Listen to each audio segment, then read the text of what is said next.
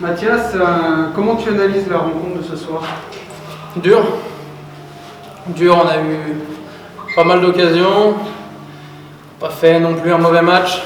Il marque assez tôt dans le premier tiers.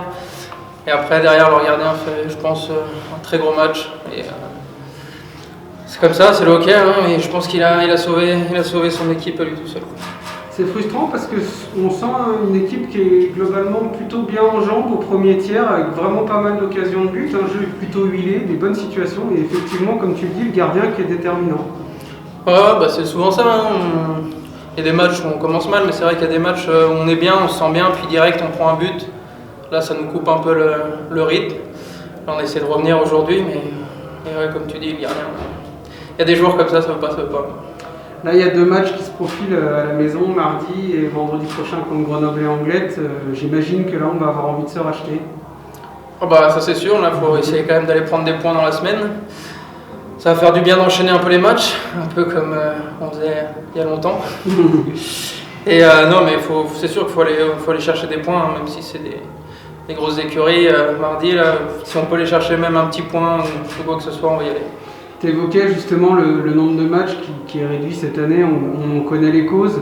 Est-ce que c'est difficile pour les joueurs de ne pas enchaîner ces matchs comme c'était le cas la saison passée par exemple? Ouais, je pense que mentalement c'est dur pour un peu tout le monde d'attendre, de faire beaucoup d'entraînement et d'attendre le match.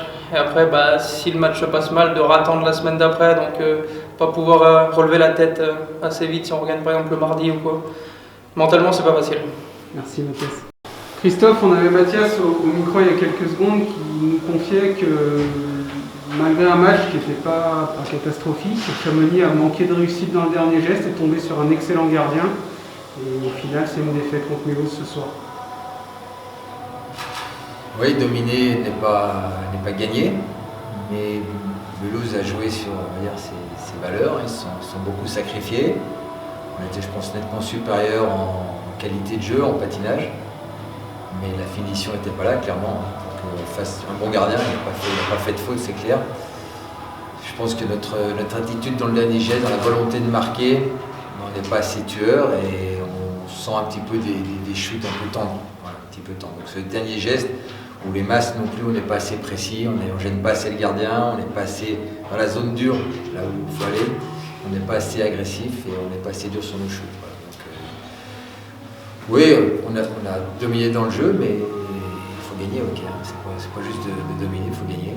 Donc c'est une leçon de réalisme du côté de Mulhouse. Peu d'occasions, ils les ont mis. On a fait une petite inconsistance défensive qu'ils ont bien exploitée.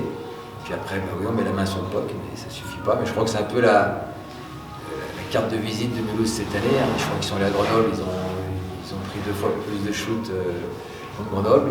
Ils s'appuient sur un bon gardien, un système défensif assez réduit, une boîte assez serrée, et puis ça marche pas. Donc à nous d'être plus efficaces offensivement.